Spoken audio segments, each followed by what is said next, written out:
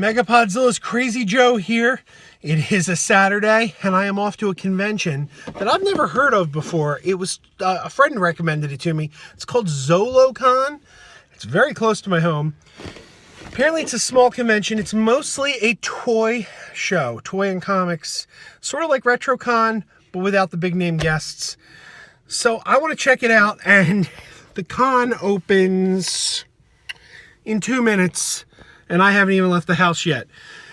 And that's a problem because Dave Perillo is also going to the convention, and he and I both collect old metal lunchboxes. And if I don't get there before Dave, he will get all the good lunchboxes. And it looks like he's probably going to get there before me because I have not been able to get out of the house until now. But here we go, on the way to ZoloCon. This is the location, this building here, the Fuge.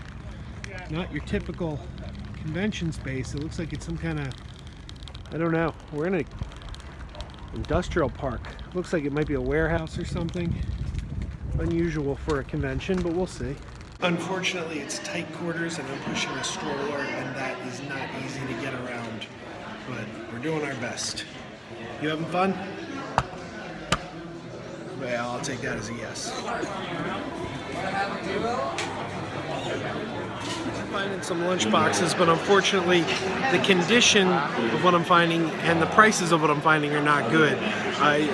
There were a couple kind of cool ones, Partridge Family, Dukes of Hazzard. Not that I'm a huge Dukes of Hazzard or Partridge Family fan.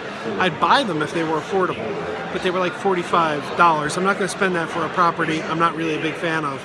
And then there were a couple others, Rambo and Mr. Merlin, that were $25, and they were both in pretty crappy condition. And again, Mr. Merlin was a show that I've never seen a single episode of. It's kind of neat looking lunchbox, and therefore I'd buy it if it was affordable. But for that price and the condition it was in, I'm passing. Found something that'll make Cinema Cygnus jealous. Disney pins. I don't know what the price are. If they're affordable, maybe I'll pick them up for them, but I am on a budget, so I don't know what the price is. We'll find out.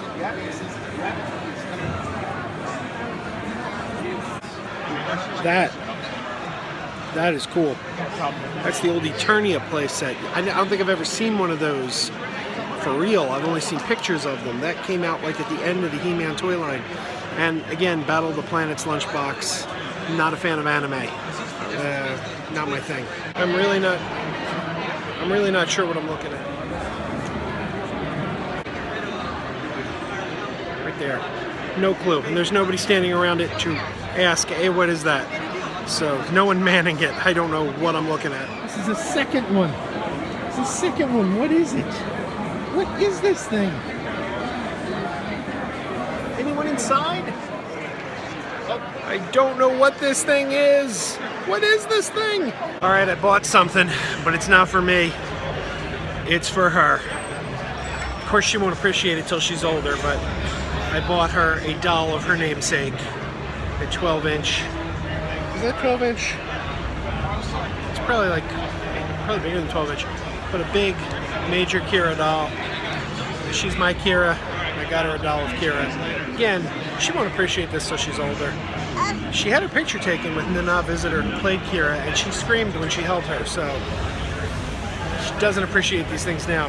Hey look, it's Spider-Man. I'm standing here with Paul Poole, and this guy is one of the world's foremost Scrooge McDuck memorabilia collectors, and if not the world's foremost, at least Pennsylvania's foremost, and if not Pennsylvania's foremost, at least Delaware County's. I'll go for that. Or at least Clifton Heights. Or at least, his street, which I won't give, because then, you'll be showing up at his door asking to see his stuff, like, hey man, I want to see your stuff, and it'll be like, leave me alone, and his neighbor will curse you out, because his neighbor would do that, right? He's a jerk. Right. So I got something for you, because I saw it here, and I knew you were coming, but I was afraid it would sell before you got here. Would you mind holding my trash? Absolutely. Paul's lovely wife, Dawn. Wave.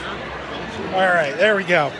And the camera went off. Scrooge McDuck Halloween mask. Wow. So cool. Thanks, Dave. That's just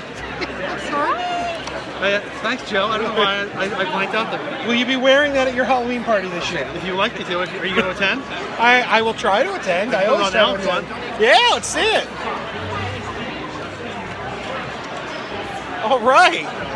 Did your life suddenly turn into a hurricane? drive-in money. I'll throw some money down on the ground. You can start Scrooge McDuckin'. Please do. But I don't want to put it in my mouth and spit it out. Oh yeah. All right. My fears have come true. I beat Dave to the convention, and yet he still beat me. He found one I did not find. How much was that? For President's Day, $10. Wow. He's got like spider sense for lunch boxes. I'm telling you, it's insane. Book is super cool. Use my lucky charm right here. Let's get down here. That's what we do. Kira, why are you not lucky? Why are you not lucky like Sam? Oh, you heard it. I finally scooped Dave. It's got a thermos and everything. That one's it's got a curse though. Oh, baby. It's cursed. I beat him. Gracious. Now, good luck now, are you? What a fun lunchbox that is. Is it just my imagination or Funko Pops taking over these conventions? Outside, check this out. Jurassic Park car. Very cool. I don't know if that was there when I came in, but I didn't notice it until just now. So, that's pretty neat. So, the name of the place was The Fuge. I mentioned that before. And remember those pods that I showed you that I said, what are these pods? What are they? I couldn't figure it out. Well, the mystery's been solved. Turns out the reason that place is called The Fuge is because it was a centrifuge, you know, that they used to get the astronauts prepared for no gravity. And the centrifuge is still in there. If I had lifted my eyes and looked up, I would have seen the giant centrifuge. I eventually did. And at first I wasn't looking up. I was only looking at the dealer's tables. Then I looked up and boom, above my head, giant centrifuge.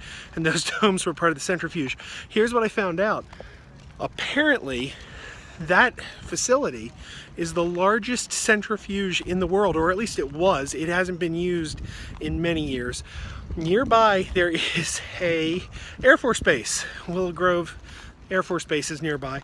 So it was connected to the Air Force Base, and that actually was used, that centrifuge, to train astronauts. Very cool. A little trivia I found out. Apparently, this place is located in a town called Warminster, Pennsylvania. I was told that when it was operating, it drew so much power that all the electricity in the town of Warminster would go out. So, interesting trivia about the show. Back home from ZoloCon. Small con, good time. A little tight, especially when you're pushing a stroller. It was not easy getting little Kira through the aisles. So I don't recommend going there if you have a stroller. I also saw some people in wheelchairs having a hard time. Very tight aisles. But it was a good time. Only made 2 purchases. I'm sorry if you could hear this. Kira's having an argument with the dog. She keeps telling our dog that something is hers and not his. And he really doesn't care. He's sitting in his bed ignoring her. She's having an argument with him, but he's not arguing back. It's kind of amazing. But anyway, only picked up 2 things. I showed you both of them. Lunchbox, Superpowers lunchbox. Very cool. And finally I beat Dave to one. Haha. They also had a really cool Superman the Movie lunchbox. Look, it has a thermos. They also had a very cool Superman the Movie lunchbox, Christopher Reeve. Very cool. It was $100.